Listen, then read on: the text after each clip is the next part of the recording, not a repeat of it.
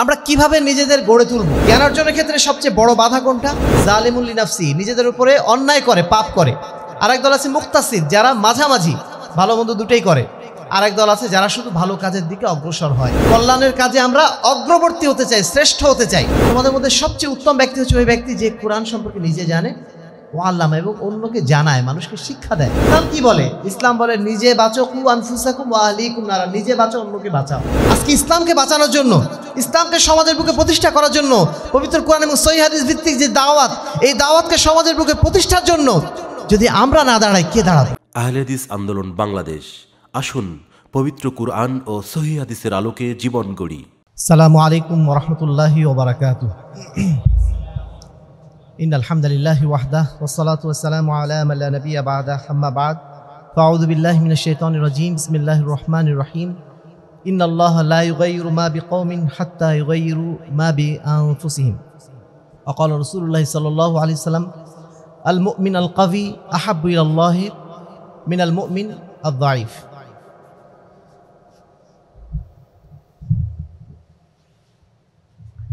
আহলে হাদিস আন্দোলন বাংলাদেশের কেন্দ্রীয় মার্কাজ আল মার্কাজুল ইসলামিয়া সালাফি কর্তৃক আয়োজিত আজকের এই দায়িত্বশীল প্রশিক্ষণ বৈঠকে উপস্থিত বাংলাদেশ আহলে যুব সংঘের কেন্দ্রীয় সেক্রেটারি জনাব ফয়সাল মাহমুদ, উপস্থিত আছেন আমাদের কেন্দ্রীয় প্রচার সম্পাদক জনাব আব্দুল নূর, উপস্থিত আছেন আমাদের মার্কাজের প্রিয় দায়িত্বশীল বৃন্দ, এবং আমার সামনে উপস্থিত মার্কাজের বিভিন্ন পর্যায়ের বিভিন্ন অঙ্গ সংগঠনের বাংলাদেশ আহলে যুব সংঘ, আল আউন, সোনামণি, বিভিন্ন পর্যায়ের দায়িত্বশীল বৃন্দ।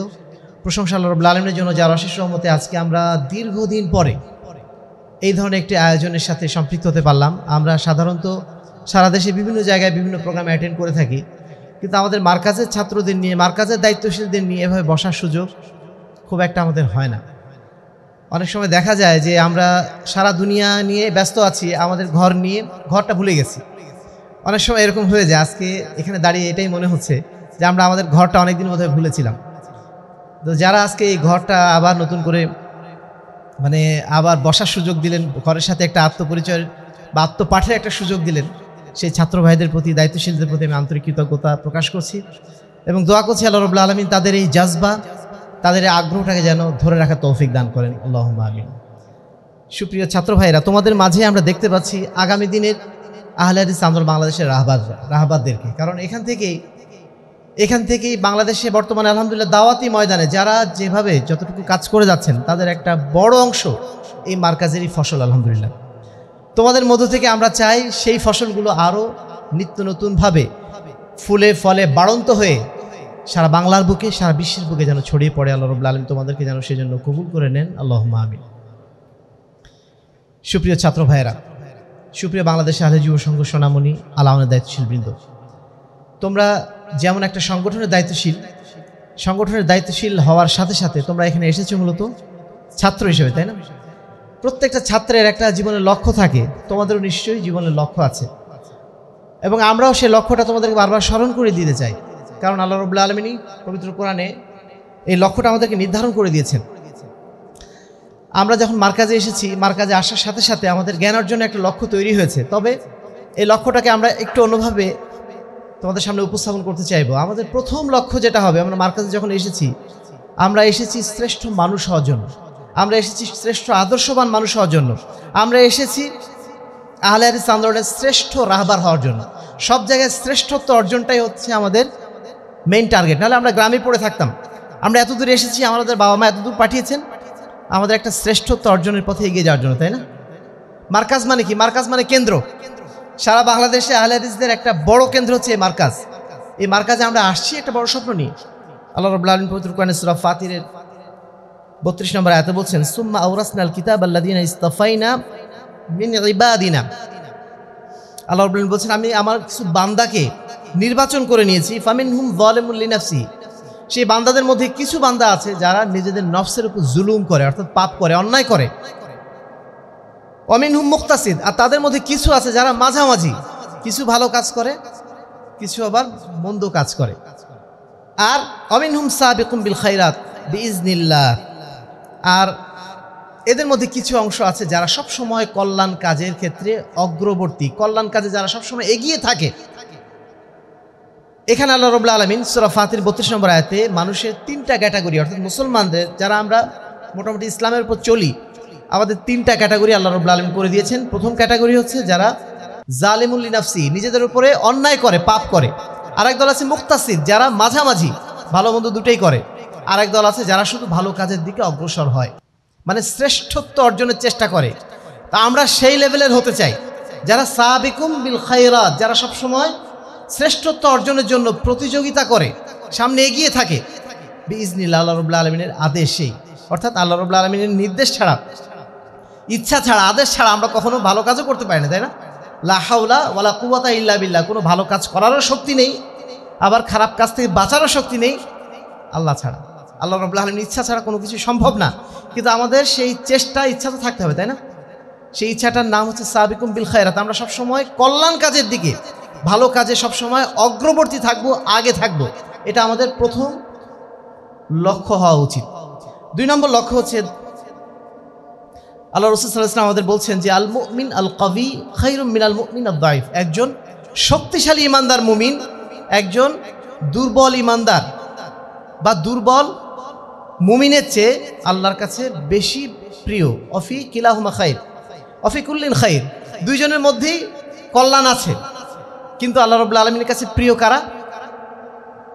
যারা বেশি শক্তিশালী ইমানদার, যারা বেশি শক্তিশালী মুমিন, অর্থাৎ যারা বেশি দক্ষ, যারা বেশি প্রশিক্ষিত, যারা বেশি মানুষের কল্যাণের কাজ করতে পারে, এই মুমিনরা আল্লাহর কাছে বেশি প্রিয়। আমরা সেই বেশি প্রিয়, সেই শক্তিশালী ইমানদারদের তালিকায় থাকতে চাই। এটা আমাদের দ্বিতীয় লক্ষ্য। 3 নম্বর লক্ষ্য হচ্ছে আল্লাহ বলছেন আহাব্বুন নাস ইলাল্লাহি আনফাউহুম লিন্নাস। মানুষের মধ্যে আল্লাহর কাছে সবচেয়ে প্রিয় হচ্ছে তারাই যারা মানুষকে সবচেয়ে বেশি উপকার করে, মানুষের কল্যাণে সবচেয়ে বেশি যারা অগ্রবর্তী। ওয়া আহাব্বুল আমালি আল্লাহি সুরুরুন ইউদখিলুহু আলা মুসলিমিন। আল্লাহর কাছে সবচেয়ে প্রিয় কাজ হচ্ছে একজন বান্দা যখন অন্য বান্দার মধ্যে একটা আনন্দের উপলক্ষ তৈরি করে দেয়। একজন বান্দা আরেকজন বান্দার মধ্যে আনন্দের উপলক্ষ তৈরি করে দেয়। মানে কি? তুমি একজন বান্দাকে তোমার এক বন্ধুকে তুমি একটা আইসক্রিম খাওয়ালে, সে আনন্দ পায় না? সে আনন্দ পায় কিনা? একটা আইসক্রিম দিচ্ছ, একটা বই উপহার দিচ্ছ, একটা কল্যাণের কাজ করছো, একটা উপকার করছো, এই কাজটা আল্লাহর কাছে সবচেয়ে প্রিয় কাজ। তো এই প্রিয় কাজ যারা করতে পারে, যারা মানুষের উপকার করতে পারে, আমরা তাদের দলভুক্ত হতে চাই। এটা হচ্ছে আমাদের তৃতীয় লক্ষ্য। আমরা 3টা লক্ষ্য বললাম। এই 3টা লক্ষ্য এই জন্য বললাম যেহেতু আমরা সবাই ছাত্র, এখানে আমরা পড়াশোনার জন্য এসেছি। তা আমরা পড়াশোনা করতে এসেও আমাদের জীবন লক্ষ্যটা এইভাবে যদি নির্ধারণ করে নিই, তাহলে আমাদের চলাপথটা সহজ হয়। প্রথম কি বলেছিলাম? আবার একটু স্মরণ করে নিই। প্রথম বলেছিলাম যে আমরা সাবিকুম বিল খায়রাত হতে চাই, সবসময় কল্যাণের কাজে আমরা অগ্রবর্তী হতে চাই, শ্রেষ্ঠ হতে চাই, অর্থাৎ ভালো কাজে আমরা শ্রেষ্ঠ হতে চাই। 2 নম্বর হচ্ছে আমরা শক্তিশালী মুমিন হতে চাই, অর্থাৎ দক্ষ প্রশিক্ষিত মুমিন হতে চাই। আর 3 নম্বর হচ্ছে আমরা মানুষের জন্য উপকারী হতে চাই, সমাজের জন্য উপকারী হতে চাই। এই 3টা লক্ষ্যকে যেন আমরা সব সময় মাথায় রাখার চেষ্টা করি।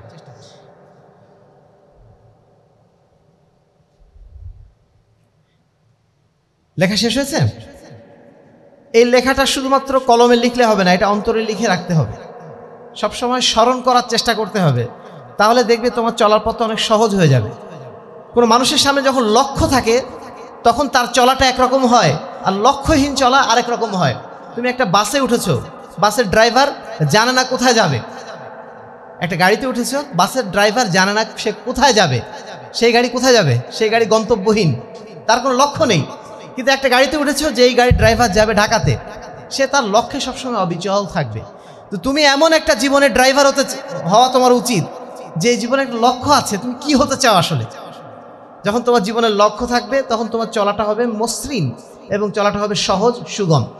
আর যখন লক্ষ্য থাকবে না, খালি মনে হবে পরীক্ষায় পাশ করলেই হবে, অথবা বাবা মা আসতে বলেছে তাই আসছি, কোনো রকম দিনগুলো পার করে দিতে পারলেই হবে, ওই ছেলের অবস্থা হবে কেমন? ওই গাড়ির মতো, যেই গাড়ির ড্রাইভার জানে না যে কোথায় যাবে, এমনি বসে আছে, গাড়ি চালাচ্ছে কিন্তু জানে না কোথায় যাবে। আমরা কেউ সেরকম ড্রাইভার হতে চাই? আমরা চাই এমন ড্রাইভার হতে যার একটা লক্ষ্য আছে। এবার আমরা আসি, আমরা কিভাবে নিজেদের গড়ে তুলব।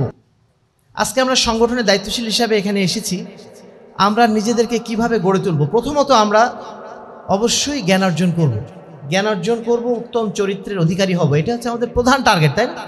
এভাবে আমরা নিজেদের গড়ে তুলতে চাই। আমরা যে 3টা টার্গেট বলেছি, 3টা টার্গেট অর্জন করার জন্য প্রথম কাজ হচ্ছে আমাদের জ্ঞান অর্জন করতে হবে, উত্তম চরিত্র অর্জন করতে হবে। এখন জ্ঞান অর্জন বলতে কোন জ্ঞান? জ্ঞান অর্জন বলতে কোন জ্ঞান? প্রথম জ্ঞান হচ্ছে আল্লাহ সম্পর্কে জানা, তাই না? ফাআলাম আন্নাহু লা ইলাহা ইল্লাল্লাহ, সূরা মুহাম্মদ 19 নম্বর আয়াতে আল্লাহ বলছেন ফাআলাম আন্নাহু লা ইলাহা ইল্লাল্লাহ, তুমি আগে জেনে নাও যে আল্লাহ ছাড়া কোনো ইলাহ নেই। আল্লাহ রাব্বুল আলামিনের তাওহীদ জানা, আল্লাহকে চেনা, এটা হচ্ছে আমাদের সবচেয়ে গুরুত্বপূর্ণ জ্ঞান। যে ব্যক্তি আল্লাহকে চিনেছে সে সব কিছুকে চিনেছে। যে আল্লাহকে চেনে নাই, দুনিয়ার সমস্ত কিছু জানার পরেও সে কিছুই জানে নাই। এজন্য সবার আগে আমাদের জানা দরকার আল্লাহকে। দ্বিতীয়ত আল্লাহ রাব্বুল আলামিন যে দ্বীন আমাদের কাছে পাঠিয়েছেন সেই দ্বীনকে আমাদের জানতে হবে। আল্লাহ রাসূল বলছেন খায়র মা ইউরিদিল্লাহু বি খায়রান ইউফাক্কিহু ফিদ্দীন, নিশ্চয়ই আল্লাহ রাব্বুল আলামিন যার কল্যাণ কামনা করেন, যার কল্যাণ আল্লাহ রাব্বুল আলামিন কামনা করেন তাকে দ্বীনের জ্ঞান দান করেন। তাহলে দ্বীনের জ্ঞান অর্জন করা এটা আমাদের জন্য জরুরি। আর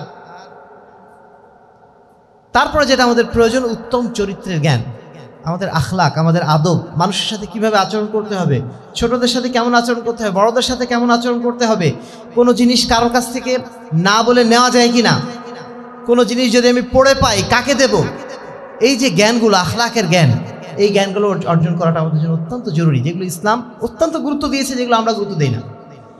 তাহলে জ্ঞান অর্জন করতে হবে। কোন জ্ঞান? আল্লাহ সম্পর্কে জ্ঞান, আল্লাহ দ্বীন সম্পর্কে জ্ঞান, যে জ্ঞান তোমরা এখন অর্জন করছো। আল্লাহ রাসূল বলছেন খায়রুকুম মান তাআল্লামাল কুরআন ওয়া আল্লামা, তোমাদের মধ্যে সবচেয়ে উত্তম ব্যক্তি হচ্ছে ওই ব্যক্তি যে কোরআন সম্পর্কে নিজে জানে, ও আল্লামা, এবং অন্যকে জানায়, মানুষকে শিক্ষা দেয়। তাহলে সেই সবচেয়ে উত্তম জ্ঞান অর্জনের জায়গাতে আমরা আছি, সেই সবচেয়ে উত্তম জ্ঞানটা আমরা অর্জন করছি। এই জন্য আল্লাহ দরবারে আমাদের আরও একবার শুকরিয়া আদায় করা উচিত। সবাই বলে আলহামদুলিল্লাহ। আল্লাহ রাব্বুল আলামিন বহু মানুষকে চাইলেও সে দ্বীনের জ্ঞান অর্জন করতে পারে না, পারছে না। বহু মানুষকে আমরা দেখেছি কত আফসোস করে, ভাই ছোটোবেলায় যদি আমরা মাদ্রাসায় ভর্তি হতাম তাহলে আমাদের জীবনটা কতই না সুন্দর হতো। একজন মুরব্বী আছেন আমাদের, যিনি এখানে মাঝে মধ্যে আসেন, তোমরা তাকে চেনো, ডক্টর শহীদ নকিব ভূঁইয়া, নাম শুনছো? অনেকেই তোমরা তাকে দেখেছো, তাই না? উনি আমেরিকায় ছিলেন প্রায় 32 থেকে 33 বছর, 11টা বিশ্ববিদ্যালয়ের শিক্ষক ছিলেন। এই জাদ্রেল মানুষটা তিনি এখন বাংলাদেশে এসে কি করছেন জানো? তিনি এখন দাওরায় পড়াশোনা করছেন, সব কিছু বাদ দিয়ে দিয়েছেন।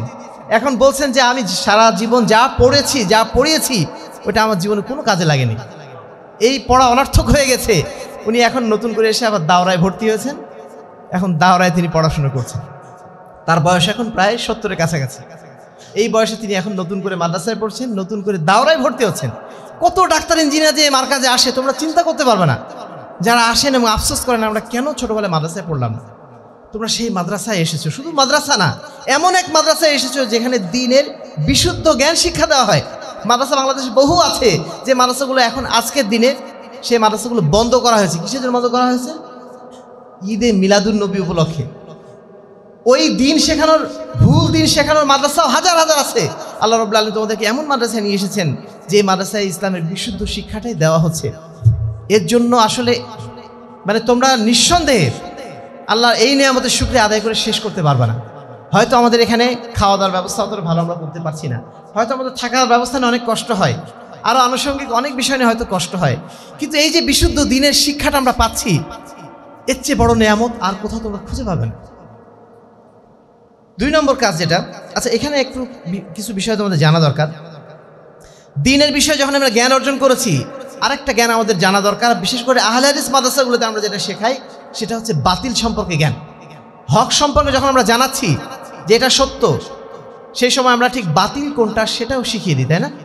আজকে যে ঈদে মিলাদুন নবী, এটার বিষয়ে আমরা কত আলাপ করেছি, গত এক সপ্তাহে অনেক আলাপ হয়েছে, তাই না? এই বিষয়গুলো নিয়ে, শিরক বেদাত নিয়ে সবচেয়ে বেশি সতর্ক করার চেষ্টা করি আমরা। এই বাতিলের বিরুদ্ধে সচেতন হওয়া, এটাও আমাদের জ্ঞান অর্জনের একটা বড় অংশ। 2টো বিষয় জানা দরকার আমাদের। জানার ক্ষেত্রে সবচেয়ে বড় হাতিয়ার কি? একটা হচ্ছে পড়া, তাই না? পড়ার মাধ্যম দিয়ে আমরা জানি। আর একটা হচ্ছে ইবাদত। ইবাদতে যে যত বেশি মনোযোগী, সে তত বেশি ইলম অর্জনে মনোযোগী হতে পারবে, এটাই বাস্তবতা। কারণ যে ব্যক্তি ইবাদত করে, 5 ওয়াক্ত সালাত যে আদায় করে, তার চেয়ে সুশৃঙ্খল জীবন আর কারোর হতে পারে না। প্রতিদিন সকালে যখন তুমি উঠছো, ফজরের সালাতে ওঠা মানে কি? তোমার দিন কিন্তু শুরু হয়ে গেছে। যে ব্যক্তি ফজরের সালাত আদায় করে না, তার দিনের শুরুটাই হয়ে যায় কি অর্ধেক, দিনের শুরুটাই একটা বড় অংশ তার বাদ হয়ে যায়। দুর্ভাগ্যের বিষয় আজকে মুসলমানরা আমরা আমাদেরকে আল্লাহ রাব্বুল আলামিন এত সুন্দর বিধান দেওয়ার পরেও দেখবা যে মুসলিম দেশগুলোতে আজকে সবচেয়ে বেশি দুরবস্থা।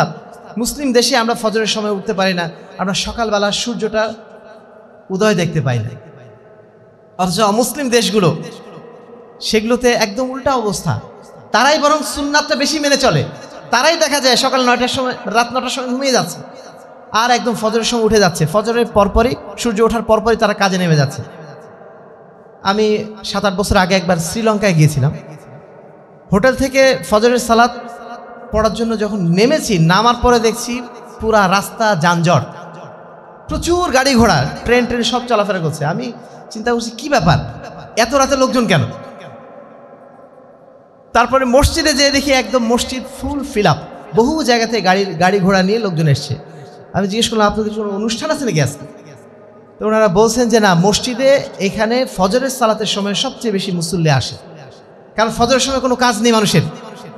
দুপুরে জোহরের সময় অফিসে থাকে, তারা স্কুলে থাকে, এই ব্যস্ততার কারণে মসজিদে তারা আসার সুযোগ পায় না। কিন্তু ফজরের সময় অন্য কোনো ব্যস্ততা না থাকার কারণে তারা ফুল ফ্যামিলি নিয়ে আসে, বাচ্চা কাচ্চা, স্ত্রী সবাইকে নিয়ে মসজিদে গাড়ি নিয়ে চলে আসে। এসে ফজরের সালাতে তারা সবাই জামাতে আদায় করে এবং জামাতে আদায় করার পরে তারা স্কুলে বা অফিসে তারা রওনা দেয়। আর সাধারণ যারা অমুসলিম, যারা হিন্দু বৌদ্ধ, তাদেরও শুরু হয়ে যায় ফজরের পর থেকেই। তারা ট্রেনে বাসে চড়ে অফিসে যাওয়া শুরু করে দিয়েছে ফজরের পরে। আমি একদম হতবাক হয়ে গেলাম যে এই জিনিসটা তো আমাদের মুসলমানদের কালচার হওয়া দরকার ছিল, ইসলামী দেশগুলোতে কালচারটা হওয়া দরকার ছিল। আমরা তো ফজরের পরে ঘুমানোটা আমাদের জন্য সবচেয়ে বড় একটা ইবাদত মনে করে ফেলেছি এখন, তাই না? ফজরের পর যদি 1 ঘন্টা ঘুমানোর সুযোগ পাওয়া যায়, আমাদের ছাত্র বয়সটা এখন এমনই মনে হয় মেলা কিছু পেয়ে গেলাম। তোমরা যদি একটু আগে ঘুমাও, দেখবো ফজরের পরে এই কষ্টটা তোমাদের হবে না। এবং ফজরের সময় যদি তোমরা 1 ঘন্টা পড়ো, ওইটা দেখা যাবে দিনের অন্যান্য সময়ের তুলনায়, যদি অন্য সময় যদি 5 ঘন্টাও পড়ো, ওই 1 ঘন্টা পড়াটা তোমার জন্য আরও বেশি কার্যকর হবে। এই জন্য ফজরের পরে ঘুমের বিষয়টা তোমার মাথা থেকে নিয়ে এসো না। এবং এটা যদি এই চর্চাটা আনতে হয় তাহলে একটু আগে ঘুমাতে হবে। আমাদের মধ্যে এখন যে অবস্থায় ফোন ধরতে ধরতে আমাদের 12টা চলে যায়, নিঃসন্দেহে এটা আমাদের জন্য অত্যন্ত কষ্টকর হয়ে যায়। কিন্তু তোমরা ছাত্র মানুষ, এই বয়সে তোমাদের সুযোগ আছে দ্রুত ঘুমানোর। চেষ্টা করবো 10টার মধ্যেই যেন ঘুমাতে পারো, তাহলে ফজরের সময়টা তোমরা কাজে লাগাতে পারবে। ফজরের সময়টা কেন বললাম? এটা ইবাদতের ক্ষেত্রে, যখন তোমরা ইবাদতের ব্যাপারে ফোকাসড হবা, তখন তোমাদের পড়াশোনায় সবচেয়ে বেশি ফোকাসড হতে পারবা। আচ্ছা, জ্ঞান অর্জনের ক্ষেত্রে সবচেয়ে বড় বাধা কোনটা? এখনকার যুগে সবচেয়ে বড় বাধা হচ্ছে আমাদের গ্যাজেট। গ্যাজেট মানে কি? গ্যাজেট মানে মোবাইল। গ্যাজেট মানে যে ইলেকট্রনিক্স, যে প্রযুক্তির যে কি বল, প্রযুক্তিগত যে জিনিসগুলো আমাদের সামনে আসছে, এগুলো আমাদের সামনে সবচেয়ে বড় ধ্বংসের হাতিয়ার, সবচেয়ে বড় ধ্বংসের হাতিয়ার। এই কারণে যারা এগুলো আবিষ্কার করছে, তোমরা শুনেছো ওই যে কে জানো,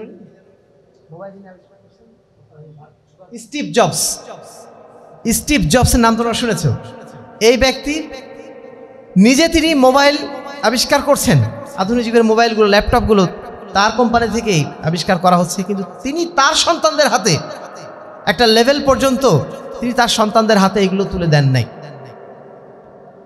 নিজেই তৈরি করছেন, নিজের কোম্পানিতে তৈরি হচ্ছে, কিন্তু নিজের সন্তানদের দিচ্ছেন না, কারণ তিনি চান না নিজের সন্তান ধ্বংস হোক।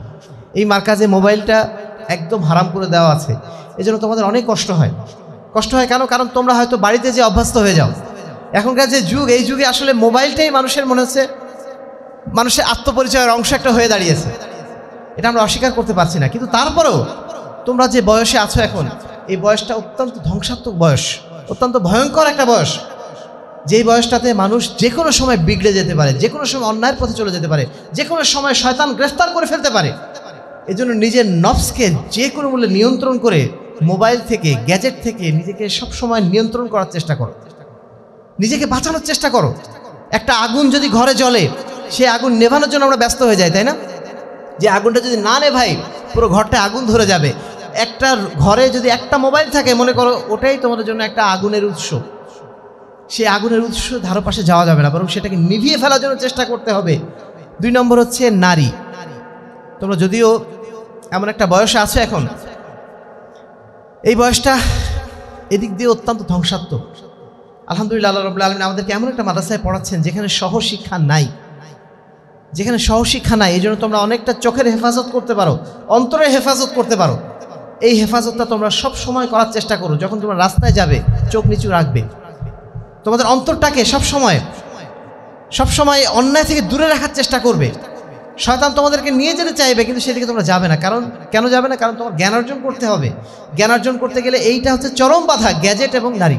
এই দুটো জিনিস থেকে তোমাদেরকে অবশ্যই নিজের নফসকে হেফাজত করার জন্য সাধ্যমতো চেষ্টা করতে হবে। 2 নম্বর কাজ হচ্ছে অন্যকে শেখানো। নিজে যখন আমরা শিখলাম, শেখানোর পরে অন্যকে শেখানো, এটা একটা বড় দায়িত্ব আমাদের। অন্যকে শেখালে আবার নিজেরও শেখা হয়। বলা হয়ে থাকে যে জ্ঞানের জাকাত হচ্ছে অন্যকে শেখানো। নিজে যে আমি শিখছি, এটা জাকাত দেওয়া লাগে। টাকা উপার্জন করলে জাকাত দেওয়া লাগে না? একটা নির্দিষ্ট পরিমাণ টাকা যে উপার্জন করেছে, তার দায়িত্ব হচ্ছে সেই টাকা থেকে একটা অংশ অন্য মানুষকে দেওয়া। ফি আমওয়ালিহিম হাক্কুল লিসাইলি ওয়াল মাহরুম। যে ব্যক্তির কাছে টাকা পয়সা আছে, আল্লাহ রাব্বুল আলামিন তার জন্য ফরজ করে দিয়েছেন একটা অংশ জাকাত হিসেবে দান করা। ঠিক তেমনি যে ব্যক্তি জ্ঞানী হয়েছে, জ্ঞান অর্জন করেছে, তার জন্য জ্ঞানের জাকাত হচ্ছে অন্যকে শেখানো, অন্যকে পড়ানো। ছোট ভাইরা যখন পড়তে আসে তখন পড়াবে, এটা তোমাদের দায়িত্বের অংশ মনে করবে। লেখালেখি করবে, লেখালেখি মানে কি? এটাও জ্ঞানের জাকাত। তুমি যা জেনেছো অন্যকে জানানোর জন্য লেখালেখি করছো। আমাদের এখানে তাহারিক আছে, তাওহীদের ডাক আছে, সোনামণি প্রতিভা আছে। তো এই পত্রপত্রিকাগুলো লেখা, এটাও তোমাদের দায়িত্বের অংশ। তোমরা খুতবা দেবে। খুতবা কে দাও তোমরা? হাত তোলো তো। তাই? আচ্ছা, মাশাআল্লাহ, জাযাকাল্লাহ খাইর। খুতবা দেওয়াটাও তোমাদের জাকাতের অংশ, ইলমে জাকাত। এটা তোমাদেরকে অবশ্যই খুতবা দেওয়া শিখতে হবে। আলহামদুলিল্লাহ আমাদের মার্কাজের ছাত্ররা অবশ্য অন্যদের তুলনায় অনেক বেশি অ্যাডভান্স। তার একটা বড় কারণ হচ্ছে আমাদের হাদিস পাঠ আছে, তাই না? এসার পরে যে হাদিস পাঠটা, এটা কিন্তু আমাদের বিগত আলেম ওলামা যারা এখান থেকে বেরিয়ে গেছেন, তাদের সবারই বক্তব্য এটা। আমরা মূলত মার্কাজে বক্তব্য দেওয়া শিখেছি হাদিস পাঠের মাধ্যম দিয়ে। এটা একটা কিন্তু বড় একটা উপায়, খুব ছোট্ট একটা পার্ট, কিন্তু এই পার্টের মাধ্যম দিয়ে আমাদের বড় বড় বক্তারা কিন্তু এখান থেকেই তৈরি হয়েছে। তো তাদের সবারই কিন্তু কৃতজ্ঞতার একটা জায়গা ছিল যে আমরা যদি হাদিস পাঠ না দিতাম মার্কাজে, তাহলে বোধহয় এভাবে কথা বলা শিখতাম না। তোমরা হাদিস পাঠ দেওয়ার চেষ্টা করবে সাধ্যমতো, এবং খুতবা দিবে, এবং নিজেদের এলেমের এই জাকাতটা দেওয়ার চেষ্টা করবে। সর্বশেষ যে বিষয়টার জন্য আজকে তোমাদের মূলত এই আয়োজনটা, সেটা হচ্ছে আমাদেরকে সমাজ গড়ে তুলতে হবে। তোমাদের সবাই এটা হয়তো বলবে যে তোমরা নিজেরা শেখো, জ্ঞান অর্জন করো এবং অন্যকে শেখাও, এটাও বলবে, কিন্তু সমাজ গড়ে তোলো, এই কথাটা হয়তো তোমাদেরকে অনেকেই বলবে না, অধিকাংশই বলবে না। কারণ এই দুনিয়া এখন আত্মপরতার দুনিয়া, স্বার্থপরতার দুনিয়া। তুমি নিজে বাঁচলে আর কারোর দিকে খোঁজ নেওয়ার আর দরকার নেই। কিন্তু ইসলাম কি বলে? ইসলাম বলে নিজে বাঁচো, কু আনফুসাকুম ওয়া আহলিকুম নারা, নিজে বাঁচো, অন্যকে বাঁচাও। সবার প্রতি আমাদের দায়িত্ব রয়েছে, সমাজের প্রত্যেকের প্রতি আমাদের দায়িত্ব রয়েছে। এই সমাজকে পরিবর্তনের জন্য আল্লাহ রাব্বুল আলামিন আমাদেরকে উৎসাহিত করছেন এভাবে, ইন্নাল্লাহা লা ইউগাইরু মা বিকওমিন হাত্তা ইউগাইরু মা বিআনফুসিহিম, সূরা রাদ 11 নম্বর আয়াত। যে আল্লাহ রাব্বুল আলামিন ওই কওমের অবস্থা ততক্ষণ পরিবর্তন করেন না যতক্ষণ না তারা নিজেরা নিজেদের পরিবর্তন করতে উদ্যোগ না নেয়। আল্লাহ রাব্বুল আলামিন নিজে এসে সমাজ পরিবর্তন করবেন না। রাসূলুল্লাহ সাল্লাল্লাহু আলাইহি ওয়াসাল্লাম আজকে যুগে বেঁচে আছেন? বেঁচে নাই। তাহলে সমাজটা পরিবর্তন কারা করবে? আমাদেরই করতে হবে। আজকে তোমাদেরকে এই কথাটা স্মরণ করে দেওয়ার জন্যই কিন্তু এই আয়োজনটা করা হয়েছে, যে আমাদের সমাজের প্রতি দায়িত্ব রয়েছে। আমাদের নিজেদের প্রতি যেমন আমাদের দায়িত্ব রয়েছে, সমাজের প্রতি আমাদের তেমনই দায়িত্ব রয়েছে। আর এই জন্যই আমরা সংগঠনের সদস্য হয়েছি, এই জন্য আমরা সংগঠনের সদস্য হওয়ার জন্য তোমাদের বলছি। আর এই জন্য আল্লাহ রাসূল সাল্লাল্লাহু আলাইহি ওয়াসাল্লাম আমাদেরকে সবসময় উৎসাহিত করেছেন যেন আমরা সংঘবদ্ধ থাকি। আলাইকুমুল জামা ওয়া ইয়াকুমুল ফুরকা, তোমাদের জন্য জামাতবদ্ধ থাকাকে অপরিহার্য করা হলো, বিচ্ছিন্ন থাকাকে নিষেধ করা হলো। কেন? ফাইন্না শাইতান মাআল ওয়াহিদ, শয়তান থাকে একজন মানুষের সাথে, বিচ্ছিন্ন লোকের সাথে। যে একা একা থাকে, যে নিজের মতো থাকতে চায়, শয়তান সে জায়গায় যেয়ে উপস্থিত হয়ে যায়। অনেকে মনে করে আমি নিজের মতো আছি, ভালো আছি, বলেন না এরকম? কেউ আমাকে ঝামেলা করতেছে না, কারোর ঝামেলা আমি নাই, সবার ঝামেলা থেকে আমি মুক্ত, আমি 5 ওয়াক্ত মসজিদে যাবো, ব্যাস বেঁচে যাব। এই চিন্তা যারা করেছে তাদের উদ্দেশ্যে আল্লাহ রাসূল কি বলছেন? ওয়া ইয়াকুমুল ফুরকা, বিচ্ছিন্নতা থেকে, একা একা থাকা থেকে মানে নিজেকে বাঁচিয়ে রাখো। কারণ শয়তান একজনের সাথে থাকে, যে বলছে আমি একা একাই ভালো আছি, শয়তান সেখানে যে আগে উপস্থিত হয় যে এটাই আমার দরকার, এরে কীভাবে পথভ্রষ্ট করা যায় সেজন্য আমি যাই। কারণ যখন সংঘবদ্ধ আমরা থাকবো, তখন সবাই মিলে একসাথে থাকলে শয়তান সেখানে আসতে পারে না। সবাই মিলে একটা অন্যায় কাজ করা কিন্তু সহজ না। একটা অন্যায় কাজ করতে গেলে সবাই মিলে অন্যায় কাজ করা সহজ? সবাই মিলে একটা ভালো কাজ করা যায়। অন্যায় কাজ করতে গেলে আমরা খুব সাবধানে করি, কেউ যেন না জানে, কেউ যেন না জানে, জানলে বিপদ আছে। মানুষ অন্যায় কাজ করে একাকী, ভালো কাজ একাকী করে না, ভালো কাজ করে সবাই মিলে। আমরা যখন সালাত আদায় করি, 5 ওয়াক্ত সালাত যখন আদায় করি, আমরা কি একাকী সালাত আদায় করি নাকি জামাতে আদায় করি? দেখবা যত ভালো কাজ আমরা করব, আল্লাহ রাব্বুল আলামিন যত ভালো কাজ আমাদের করার কথা বলেছেন, সবগুলো কিন্তু মূলত জামাতবদ্ধভাবে করতে বলেছেন। একাকী কিছু ইবাদত আছে, কিন্তু মূলত জামাতবদ্ধ থাকার জন্য কিন্তু আল্লাহ রাসূল বলেছেন আমাদের ইবাদতগুলো সব একাকী করতে বলেছেন, ভালো কাজগুলো আমাদের সব মানে ঐক্যবদ্ধভাবেই করতে বলেছেন। তা আমরা যেন জামাতবদ্ধ থাকি, জামাতবদ্ধ থাকার মাধ্যম দিয়ে আমরা যেন এই সমাজটাকে যেন আমরা পরিবর্তন করার চেষ্টা করি, এটাই যেন আমাদের সবচেয়ে বড় কর্তব্য হয়। আমরা কিভাবে জামাতবদ্ধ থাকবো? প্রথমত সংগঠনের সাথে নিজেদের যুক্ত হবই, তাই না? সংগঠনের সাথে আমরা নিজেরা যুক্ত আছি, এই যুক্ত থাকার মাধ্যম দিয়ে আমাদের সংঘবদ্ধ থাকার প্রক্রিয়াটা তৈরি হয়ে গেছে। আমি যখন দায়িত্বশীল হয়েছি, দায়িত্বশীল হওয়ার মাধ্যমে কি হচ্ছে, আমার ঊর্ধ্বতন দায়িত্বশীল ডেকে এনেছেন বলে আমি এখানে আসতে পেরেছি, তাই না? আগামী সপ্তাহে আমাদের ছোট ভাইরা বলল যে তোমাদের নিয়ে একটা দাওয়াতি কাফেলা করবে, দাওয়াতি কাফেলা করে আশপাশে বিভিন্ন এলাকায় যে আমরা দাওয়াত দেব। এই যে দাওয়াতের ডাকটা আমরা পেলাম কাদের মাধ্যম দিয়ে পেলাম? সংগঠনের মাধ্যম দিয়ে না? একাকী থাকলে দাওয়াতটা কি পেতাম না। তো সংগঠন আমাদেরকে এইভাবে সংঘবদ্ধ রাখে, আমাদের ভালো কাজে উদ্বুদ্ধ করে, আমাদেরকে অন্যায়ের বিরুদ্ধে প্রতিবাদী করে। এই নেয়ামতটা সংগঠন ছাড়া, সংঘবদ্ধ হওয়া ছাড়া, জামাতবদ্ধ হওয়া ছাড়া অন্য কোনো পদ্ধতিতে কখনোই সম্ভব নয়। দ্বিতীয় যে কাজটা তোমাদের হবে সেটা হচ্ছে কর্মী তৈরি করা। নিজে যেমন তৈরি হয়েছ, আরেকজন ভাইকে এভাবে কর্মী হিসেবে তৈরি করতে হবে, দায়ী হিসেবে তৈরি করতে হবে। এই জন্য তালিম বৈঠকগুলোতে তোমরা রেগুলার বসবে। তোমাদেরকে তালিম বৈঠকগুলো রেগুলার হয়, এখন সাপ্তাহিক বৈঠকগুলো হয়, রেগুলার বসার চেষ্টা করবে, রেগুলার বসার চেষ্টা করবে। কিছুদিন আগে তোমরা দেখলে 5ই আগস্টে সারা বাংলাদেশে একটা অভ্যুত্থান হয়েছিল, তাই না? এই অভ্যুত্থানের নেতৃত্ব কারা দিয়েছিল? ছাত্ররা দিয়েছিল। আর কোন ছাত্ররা দিয়েছিল? যারা আজকে লিডারশিপে আছে, এই ছাত্রদের যখন আমরা পরিচয় ঘাটতে গিয়েছি, দেখেছি তারা বিভিন্ন বিশ্ববিদ্যালয়ের ছাত্র তো বটেই, সেই সাথে তারা আগে থেকেই তাদের একটা অভ্যাস ছিল, তারা পাঠচক্রে বসতো। তারা বলছে আমরা পাঠচক্রে বসতাম। পাঠচক্র মানে কি?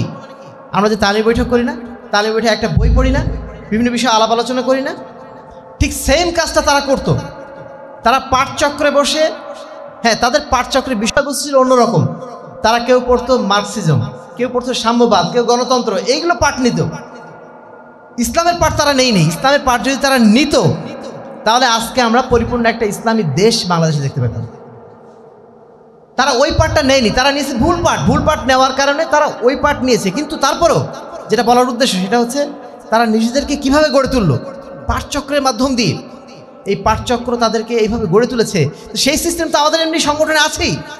সংগঠনের যে তালিম বৈঠকগুলো আমরা করছি, সেখানে আমরা বই পড়ি, বইয়ের উপর আলোচনা করি, এবং সেই আলোচনা থেকে আমরা নিজেরা শিক্ষা গ্রহণ করি এবং অন্যকে শেখানোর চেষ্টা করি। এই তালিম বৈঠকগুলো আমাদের জন্য অত্যন্ত গুরুত্বপূর্ণ। সেই সাথে তোমরা আরও বিভিন্ন আয়োজনগুলো করার চেষ্টা করবে, যেমন বিতর্ক প্রতিযোগিতা। এই আয়োজনগুলো আমাদের অনেকদিন ধরে হয় না। আমরা চাই তোমাদের মধ্যে রেগুলার এগুলো হোক। যুবসংঘী ভাইরা যারা তোমরা আছো, প্রতি মাসে অন্তত একটা আয়োজন এভাবে করো। এগুলো হচ্ছে আমাদের চিন্তার বিকাশ ঘটায়, চিন্তার বিস্তৃতি ঘটায়। এটা আমাদের জন্য অত্যন্ত জরুরি। মার্কাজে আমরা একসময় করতাম যখন আমরা ছোট ছিলাম, তো অনেক দিন ধরে এটা হচ্ছে না। আমি বিশেষ করে মাশাল্লাহ, ও হ্যাঁ, সারোয়ার বলছিলাম আমাকে, ওটাকে আয়োজন হবে তো নাকি? ইনশাল্লাহ, মাশাল্লাহ, জাযাকাল্লাহ খাইর। আলহামদুলিল্লাহ, মার্কাজে তোমাদের এই নতুন উদ্দীপনা আমাদের খুবই ভালো লাগছে, জাযাকাল্লাহ খাইর। পাঠচক্র হয়, পাঠচক্র মানে তালিম বৈঠকটাই তো আমরা পাঠচক্র বলি, রাইট? হ্যাঁ, পাঠচক্রকে আমরা সামষ্টিক পাঠি বলি, রাইট? এই কাজগুলোর নিয়মিত করার তোমরা চেষ্টা করবে। তোমরা মনে করো না যে আমাদের পড়াশোনা নষ্ট হচ্ছে, এটা পড়াশোনারই অংশ। পড়াশোনা কীভাবে বললাম? একটা হচ্ছে নিজে শেখার মাধ্যম দিয়ে, আরেকজনকে শেখানোর মাধ্যম দিয়েও পড়াশোনা হয়। আমি যখন পাকিস্তানে ছিলাম, ওখানে এইচইসি নামে একটা সংস্থা আছে, যেটা হচ্ছে শিক্ষার সবচেয়ে বড় স্তর, যাদের মাধ্যম দিয়ে বিভিন্ন বিশ্ববিদ্যালয় পরিচালনা করা হয়। বাংলাদেশে যেমন ইউজিসি, বিশ্ববিদ্যালয় মঞ্জুরি কমিশন, ওখানে ছিল এইচইসি, অর্থাৎ হায়ার এডুকেশন কাউন্সিল বা কমিশন, কি যেন একটা।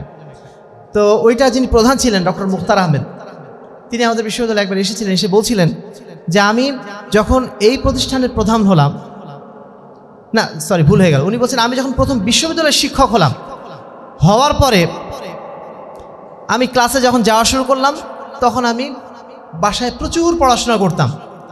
আমার এই পড়াশোনা দেখে আমার মা বলতো যে তুমি যখন বিশ্ববিদ্যালয়ে ছিলা ছাত্র অবস্থায়, সেই সময় তোমাকে আমি পড়াশোনা করতে দেখি নাই, আর তুমি আজকে শিক্ষক হয়ে গেছো, তুমি কেন এই সময় এত পড়াশোনা করছো?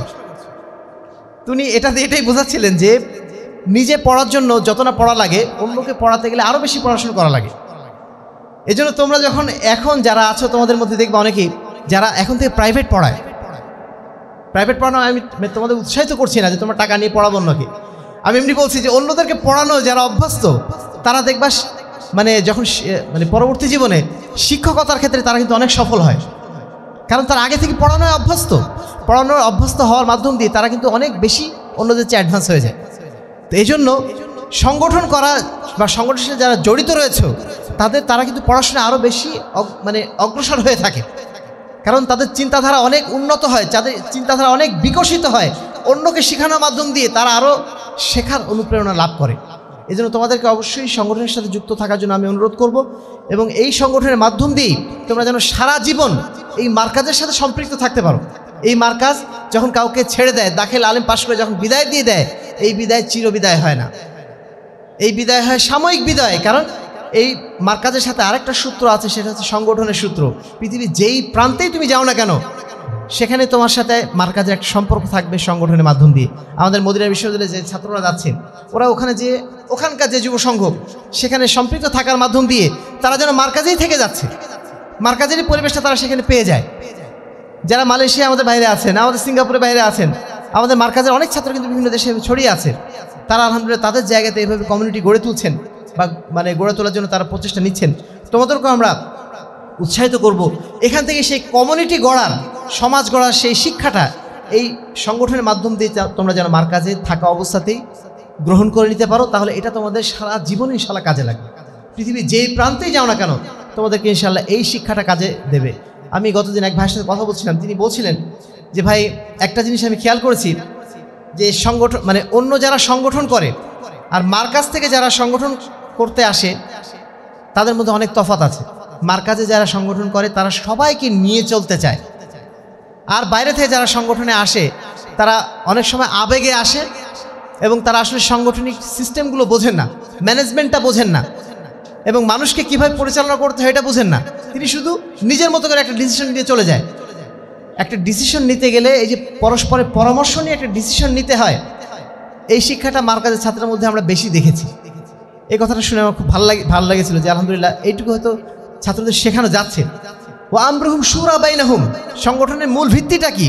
পরস্পর পরামর্শের ভিত্তিতে একটা সিদ্ধান্ত নেওয়া। তুমি নিজে অনেক কিছু জানো, কিন্তু নিজে জানলেই তুমি নিজের মতো একটা সিদ্ধান্ত নেবে, এর নাম সংগঠন না। সংগঠন মানে কি? সবাইকে নিয়ে একটা সিদ্ধান্ত নেওয়া। আল্লাহ রসুল কি বলছেন? ওয়া শাবিরহুম ফিল আমরি, আল্লাহ বলছেন তার রাসূলকে উদ্দেশ্য করে, ওয়া শাবিরহুম ফিল আমরি, তুমি তোমার সাহাবীদের সাথে, তুমি তোমার সাথীদের সাথে পরামর্শ করো। আল্লাহ রসুলের পরামর্শ নেওয়ার কোনো দরকার আছে? আল্লাহ রসুল তিনি নিজেই নবী, আল্লাহ রসুলের কাছে আল্লাহর পক্ষ থেকে ওহী আসে, তিনি আবার মানুষের কি পরামর্শ নেবেন? কিন্তু আল্লাহ রসুল সবসময় পরামর্শ নিয়ে কাজ করেছেন। বদর যুদ্ধে যখন গিয়েছেন তখন মদিনার যুবকদের নিয়ে তিনি বসেছেন আলাদা করে, তোমাদের পরামর্শ কি? মুরব্বীদের নিয়ে বসেছেন, তোমাদের পরামর্শ কি? অথচ তিনি নবী, অথচ তিনি এমন ব্যক্তি যার কাছে ওহী আসে আল্লাহর পক্ষ থেকে, তিনিও পরামর্শ নিচ্ছেন। এই পরামর্শ নেওয়ার নামই কিন্তু সংগঠন।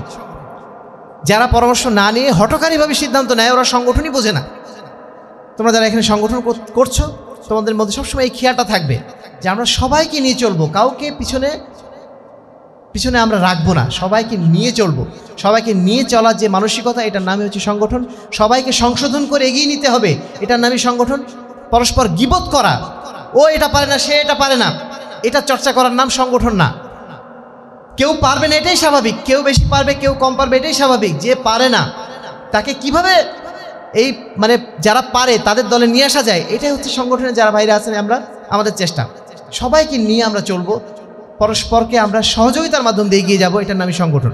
তোমাদের প্রত্যেকে আমরা সাংগঠনিকভাবে আরও বেশি অগ্রসর হওয়ার জন্য এবং মজবুতভাবে নিজের দায়িত্ব পালন করার জন্য বিশেষভাবে অনুরোধ করছি।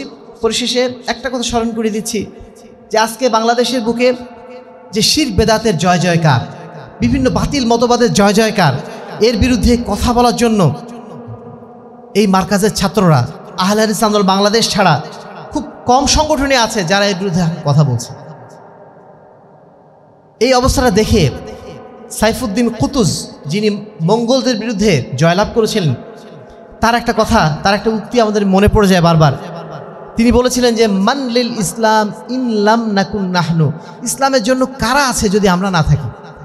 আজকে ইসলামকে বাঁচানোর জন্য, ইসলামকে সমাজের বুকে প্রতিষ্ঠা করার জন্য পবিত্র কোরআন এবং সহিহ হাদিস ভিত্তিক যে দাওয়াত, এই দাওয়াতকে সমাজের বুকে প্রতিষ্ঠার জন্য যদি আমরা না দাঁড়াই, কে দাঁড়াবে? দাঁড়ানোর মতো লোক নেই। যারা আজকে দাঁড়াচ্ছে বিভিন্ন বাতিল মতবাদের সাথে, তারা নিজেরাই যুক্ত হয়ে যাচ্ছে। যারা নিজেরাই গণতন্ত্রের সাথে যুক্ত হয়ে আছেন, তারা কখনো গণতন্ত্রের বিরুদ্ধে কথা বলতে পারবেন? কিন্তু আলহামদুলিল্লাহ, আল্লাহ রাব্বুল আলামিন আহলে ইসলাম বাংলাদেশকে এখনো মুক্ত রেখেছেন। এখনো পর্যন্ত এর বিরুদ্ধে শক্ত অবস্থান নিয়ে কথা বলার সুযোগ আমাদেরকে আল্লাহ রাব্বুল আলামিন দিচ্ছেন। আমরা যদি এই ধারাটা ধরে রাখতে না পারি, তাহলে কে ধরে রাখবে? তোমাদের উদ্দেশ্য এটাই আহ্বান যে আমরা যদি নিজেদের গড়ে তুলতে না পারি, নিজেদেরকে প্রতিষ্ঠিত করতে না পারি, সমাজের বুকে দায়ী ইলাহ হিসাবে আমরা যদি আমাদের দায়িত্ব পালন করতে না পারি, তাহলে এই দায়িত্বটা কে পালন করবে? আল্লাহ রাব্বুল আলামিন আমাদের প্রত্যেককে, আমাদের যারা এখানে সোনামণিরা তোমরা আছো, আমাদের যুবসংঘের ভাইরা তোমরা যারা আছো, আলাউনের ভাইরা তোমরা যারা আছো, আমাদের প্রত্যেকের কলবে আল্লাহ রাব্বুল আলামিন এই জাজবা যেন পয়দা করে দেন যে না, আমরাই আগামী দিনের পরিবর্তন, সমাজ সংস্কারের রাহবার ইনশাআল্লাহ হব। রাজি আছেন ইনশাআল্লাহ? আল্লাহ রাব্বুল আলামিন আমাদেরকে সেই কাণ্ডারি ভূমিকা যেন পালন করার তৌফিক দান করেন। আজকে রাসূল সাল্লাল্লাহু আলাইহি ওয়াসাল্লাম নেই, কিন্তু তার সেই দিন তো আছে। সেই বিশুদ্ধ দিনের প্রচার এবং প্রসারকে যেন আমরা আমাদের জীবনের মূল লক্ষ্য হিসাবে যেন আমরা নির্ধারণ করে দিই। আমরা পড়াশোনা করছি, আমাদের এই পড়াশোনাটা যেন হয় সমাজ সংস্কারের নিমিত্তে। এটাই যেন আমাদের সার্বিক চিন্তা চেতনা থাকে। আল্লাহ রাব্বুল আলামিন আমাদেরকে সেজন্য কবুল করে নিন। আমি আর কথা বাড়াচ্ছি না। বাংলাদেশ আহলে যুব সংঘ মার্কাজ শাখাকে আমরা অন্তঃস্থল থেকে আন্তরিক ধন্যবাদ এবং মোবারকবাদ জানাচ্ছি আজকের চমৎকার আয়োজন করার জন্য।